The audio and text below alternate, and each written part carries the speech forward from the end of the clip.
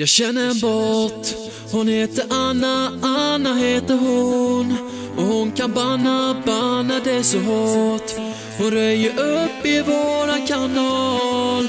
Jag vill berätta för dig att jag känner en bot.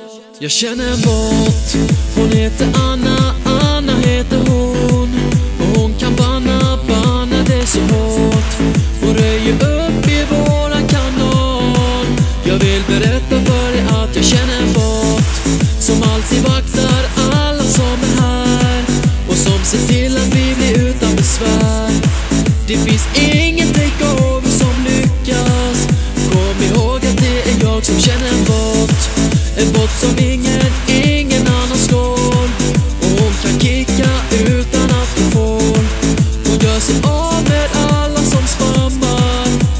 Ja, ingen kan slå våran bot.